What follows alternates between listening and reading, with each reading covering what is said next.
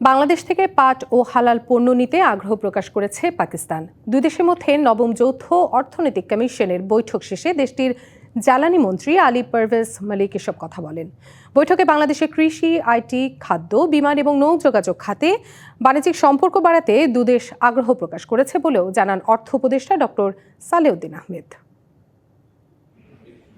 দ্বিপাক্ষিক বাণিজ্য ও অর্থনৈতিক সম্পর্ক এগিয়ে নিতে 2 দশক পর আবারও আলোচনার টেবিলে বাংলাদেশ পাকিস্তান। যৌথ অর্থনৈতিক কমিশন জেইসি বৈঠকে অংশ নেয় বাংলাদেশের 15 আর পাকিস্তানের 14 সদস্যের প্রতিনিধি দল।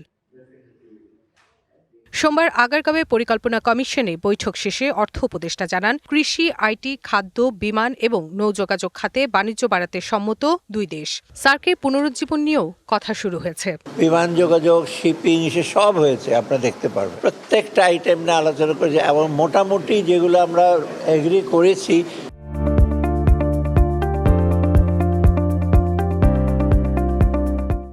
সবগুলো কিন্তু দুটি দেশের মানুষের জন্য উপকার হবে। এ সময় পাকিস্তানের জ্বালানি মন্ত্রী বলেন, জেইসি বৈঠকের মাধ্যমে দুই দেশই লাভবান হবে।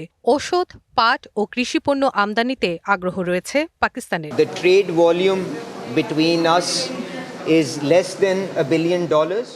বাংলাদেশ ও পাকিস্তানের দ্বিপাক্ষিক বাণিজ্য $100 কোটি কম। আমরা কৃষি খাত, ওষুধ শিল্প সহ বেশ কিছু সম্ভাবনাময় খাত নিয়ে আলোচনা করেছি।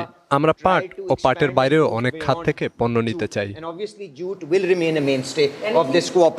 বৈঠকে বাংলাদেশের বিএসটিআই এবং পাকিস্তানের পিএইচ এর মধ্যে একটি সমঝোতা স্মারক সই হয়েছে। এর মাধ্যমে হালাল পণ্য আমদানি রপ্তানিতে বাণিজ্যিক বাধা দূর হবে। Rifat Tasnuva, DBC news, Dhaka.